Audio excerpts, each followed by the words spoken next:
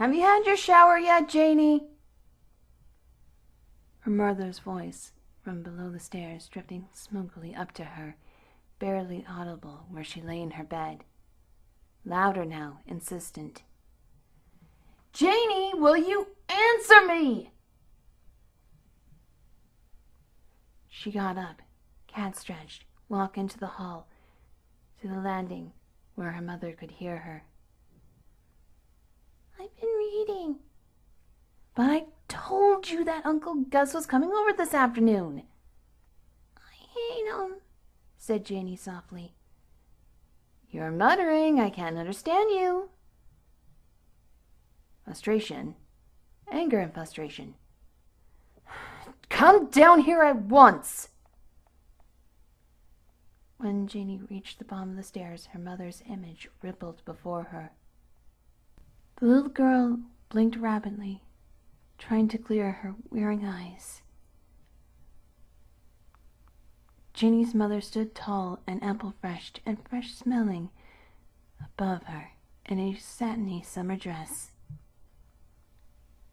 Mommy always looks nice when Uncle Gus is coming. Why are you crying? Anger had given way to concern. 'Cause, said Janie. Because why? 'Cause I don't want to talk to Uncle Gus. But he adores you. He comes over especially to see you. No, he doesn't, said Janie, scrubbing at her cheek with a small fist. He doesn't adore me and doesn't come especially to see me. He comes to get money from Daddy. Her mother was shocked. That's a terrible thing to say. But it's true.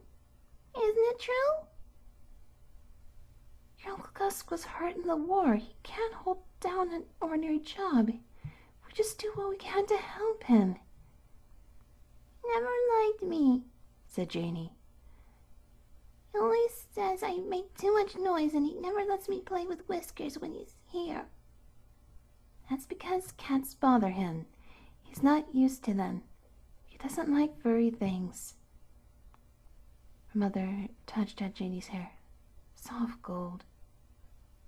Remember that mouse you got last Christmas? How nervous it made him? Remember? He was smart, said Janie. You're like Uncle Gus, same as me. Mice neither like nor dislike people, Janie's mother told her. They're not intelligent enough for that. Janie shook her head silently. Nuh-uh. He was very intelligent. He could find cheese anywhere on my room, no matter where I hid it. That has to do with a basic sense of smell, not intelligence, her mother said. But we're wasting time here, Janie. You run upstairs, take your shower, then put on your pretty new dress, the one with the new red polka dots.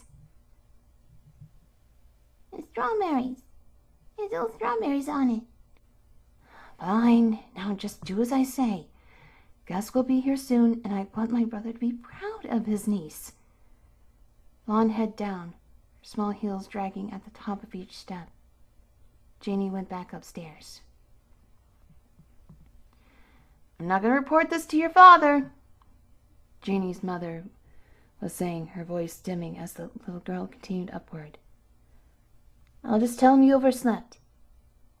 I don't care what you tell Daddy, murmured Janie. The words were smothered in the hallway distance as she moved towards her room. Daddy would believe anything Mommy told him. He always did. Sometimes it was true about oversleeping. It was hard to wake up from her afternoon nap. Because I put off going to sleep because I hate it. Along with eating broccoli and taking colored vitamin pills in little animal shapes and seeing the dentist and going on roller coasters. Uncle Gus had taken her on a high, scary roller coaster ride last summer at the park, and it made her vomit. He liked to upset her, frighten her.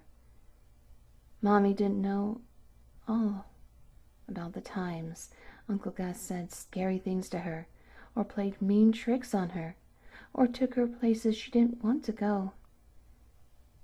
Mommy would leave her with him while she went shopping, and Janey absolutely hated being there in his dark old house. He knew the dark frightened her. He'd sit in front of her with all the lights out, telling spooky stories with sick, awful things in them, his voice oily and horrible. She got so scared listening to him that sometimes she'd cry, and that made him smile. "Oh, Gus, oh, it's so good to see you." "Hi, sis." "Come inside. Jim's putting out the back somewhere. I fixed us a nice lunch, sliced turkey, and I made some cornbread." "So where's my favorite niece?" "Janey's due down here any second. She'll be wearing her new dress just for you." "Well now, isn't that nice?" She was watching from the top of the stairs, laying flat on her stomach so she could not be seen. It made her sick, watching Mommy hug Uncle Gus that way each time he came over, as if he had been years between visits. Why couldn't Mommy see how mean Uncle Gus was? All of her friends in class saw I was a bad person the first day he took her to school. Kids can tell right away about a person, like that mean old Mr. Kruger in geography who made Janey stay after class when she forgot to do her homework. All the kids knew that Mr. Kruger was awful. Why does it take grown-ups so long to know things? Janey did slide backward into the hall shadows, stood up. Time to go downstairs in her play clothes. Probably meant she'd get a spanking after Uncle Gus left, but it'd be worth it not to have to put on her new dress for him. Spankings don't hurt too much. Worth it. "Well, here's my little princess." Uncle Gus was lifting her hard into the air to make her dizzy. He knew how much she hated being swung around in the air. He set her down with a thump, looked at her with his big cruel eyes. "And where's that pretty new dress your Mommy had told me about?" "It got torn," Janey said, staring at the carpet. "I can't wear it today." Her mother was angry again. "That is not true, young lady, and you know it. I ironed that dress this morning, and it is perfect." She pointed upward. "You march right back upstairs to your room and put on that dress." "No, Maggie." Gus shook his head. "Let the child stay as she is. She looks fine. Let's just have lunch." He prodded Janey in the stomach. "That little tummy of yours is starved for some turkey." And Uncle Gus pretended to laugh. Janey was never fooled. She knew real laughs from pretend laughs, but Mommy and Daddy never seemed to notice. Janey's mother sighed and smiled at Gus. "All right, I'll let it go this time, but I really think you spoil her." "Nonsense, Janey and I understand each other." He stared down at her. "Don't we, sweetie?" Lunch was no fun. Janey could not finish her mashed potatoes, and she just nibbled at her turkey. She could never enjoy eating with her uncle there. As usual, her father barely noticed she was at the table. He didn't care if she wore her new dress or not. Mommy took care of her, and Daddy took care of business, wherever that was. Janey could never figure out what he did, but he left every day for some office she'd never seen, and he made enough money there so he'd always had some to give to Uncle Gus when Mommy asked him for a check. Today was Sunday, so Daddy was home with his big newspaper to read, and the car to wax, and the grass to trim. He did the same things every Sunday. "Does Daddy love me? I know what Mommy does, even though she spanks me sometimes, but she's always hugging me after." "Daddy never hugs me. He buys me ice cream and he takes me to the movies on Saturday afternoon, but I don't think he loves me." Which is why she could never tell him the truth about Uncle Gus. He never listened, and Mommy just didn't understand. After lunch, Uncle Gus grabbed Janey firmly by the hand and took her out into the backyard. Then he sat her down next to him on the big wooden swing.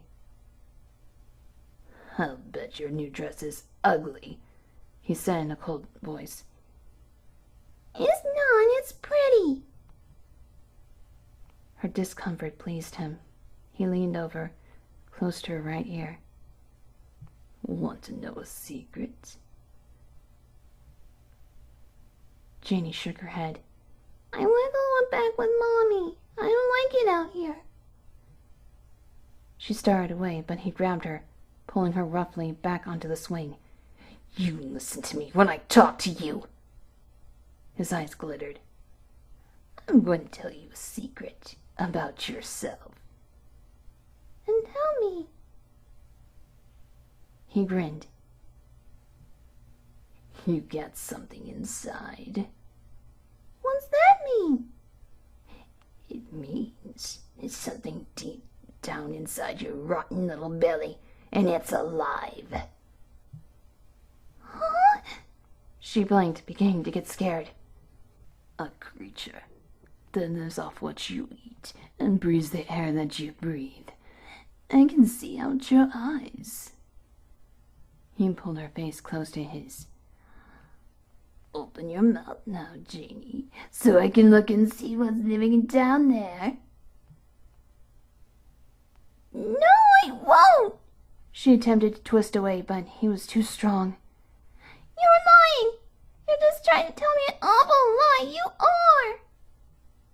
"Open wide," and he applied pressure to her jaw with the fingers of his right hand. Her mouth opened. "Ah, that's better. Let's have a look." He peered into her mouth. "Yes, there. I can see it now."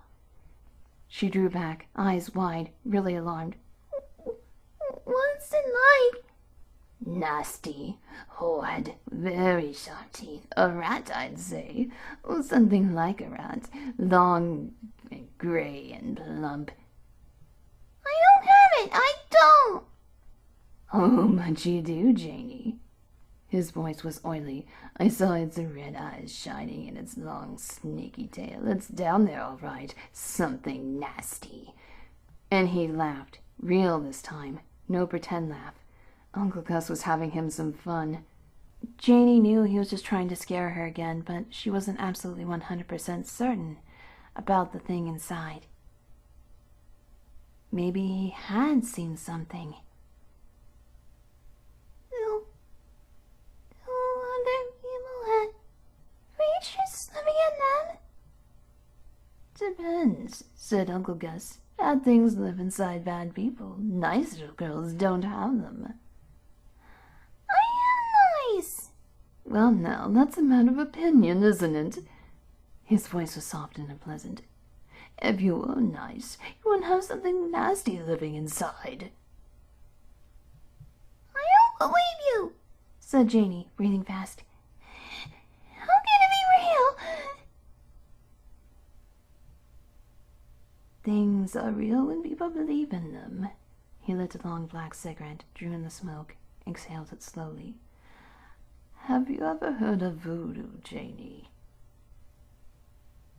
She shook her head. "The way it works is this witch doctor puts a curse on someone by making a doll and sticking a needle into the doll's heart.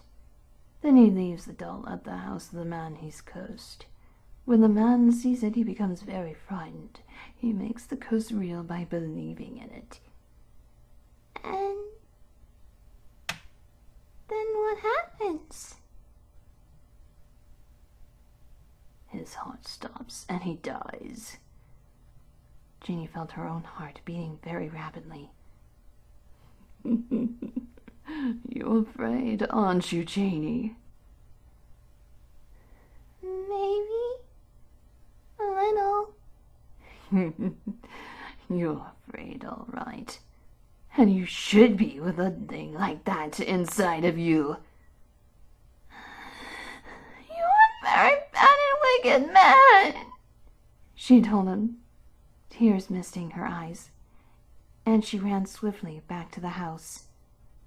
That night in her room, Janie sat rigid in her bed, hugging Whiskers. He liked to come in late after dark and curl up on the coverlet just under her feet and snooze there until dawn. He was an easygoing gray and black house cat who never complained about anything and always delivered a small meow of contentment whenever Janie picked him up for some stroking. Then he would begin to purr. Tonight Whiskers was not purring. He sensed the harsh vibrations in the room, sensed how upset Janie was. He quivered uneasily in her arms. Uncle Gus lied to me, didn't he, Whiskers? The little girl's voice was strained, uncertain. See? She hugged the cat closer. Nothing's down there, huh? And she yawned her mouth wide to show her friend that no rat thing lived there. If one did, old Whiskers would be sticking a paw inside to get it. But the cat didn't react, just blinked its little green eyes at her. I knew it, Janie said, vastly relieved. If I just don't believe in it, then it isn't. She slowly relaxed her tense body muscles, and Whiskers, sensing a change, began to purr, a tiny, soothing, motorized sound in the night. Everything was all right now. No red-eyed creature existed in her tummy. Suddenly she felt exhausted. It was late, and she had school tomorrow. Jenny slid down under the covers and closed her eyes, releasing Whiskers, who padded to his usual spot on the bed. She had a lot to tell her friends. It was Thursday, a day Janie usually hated. Every other Thursday her mother went shopping and left her to have lunch with Uncle Gus in his big spooky house with the shutters closed tight against the sun, and shadows filling every hallway. But this Thursday would be all different, so Janie didn't mind when her mother drove her off and left her alone with Uncle Gus. This time, she told herself, she would not be afraid. A giggle. She might even have fun. When Uncle Gus put Janie's soup plate in front of her, he asked her how she was feeling. Fine, said Janie quietly, eyes down. Then you'll be able to appreciate the soup, he smiled, trying to look pleasant. It's a special recipe. Try it. She spooned some into her mouth. How's it taste? Kinda sour. Gus shook his head, trying for himself. Delicious. He paused. Know what's in it? She shook her head. He grinned, leaning towards her across the table. It's owl-eye soup, made from the dead eyes of an owl, all mashed up fresh just for you. She looked at him steadily. You want me upchuck, don't you, Uncle Gus? My goodness, no, Janie. There was an oiled delight in his voice. I just thought you'd like to know when you swallowed. Janie pushed her plate away. I'm not gonna be sick because I don't believe you, and you don't believe in something that it's not real. Gus scoffed at her, finishing his soup. Janie knew he planned to tell her another awful spook story after lunch, but she wasn't upset about that, because there won't be any after lunch for Uncle Gus. It was time for her surprise. I got something to tell you, Uncle Gus. So tell me. His voice was sharp and ugly. All my friends at school know about the thing inside. We talked about it a lot, and now we all believe in it. It has red eyes, and it's furry, and smells bad, and it's got lots of very sharp teeth. You bet it has, Gus said, brightening at her words. It's always hungry. Guess what? Said Janie. Surprise! It's not inside me, Uncle Gus. It's inside you. He glared at her. That's not funny, you little bitch. Don't try to turn around and pretend that. He stopped in mid-sentence, spoon clattering to the floor as he stood up abruptly. His face was flushed. He made strangling sounds. "In one sound," said Janey. Gus doubled over the table, hands clawing at his stomach. Call a doctor. He gasped. "A doctor won't help," said Janey in satisfaction. "Nothing can stop it now." Janey followed him calmly, munching on an apple. She watched him stagger and fall in the doorway, rolling over on his back, eyes wild with panic. She stood over him, looking down at her uncle's stomach under the white shirt. Something bulged there. Gus screamed. Late that night, alone in her room, Janey held Whiskers tight against her chest and whispered into her pet's quivering ear. "Mommy's been crying," she told the cat. "She's real upset about what happened to Uncle Gus. Are you upset, Whiskers?" The cat yawned, revealing sharp white teeth. "I didn't think so. Guess you didn't like Uncle Gus any more than me, did you?" She hugged him. "Want to hear a secret, little Whiskers?" The cat blinked lazily at her, beginning to purr. "You know that mean old Mr. Kruger at school? Well, guess what?" She smiled. "Me and the other kids are going to talk to him tomorrow about something he's got inside him." Janey shuddered deliciously. "Something nasty." And she giggled.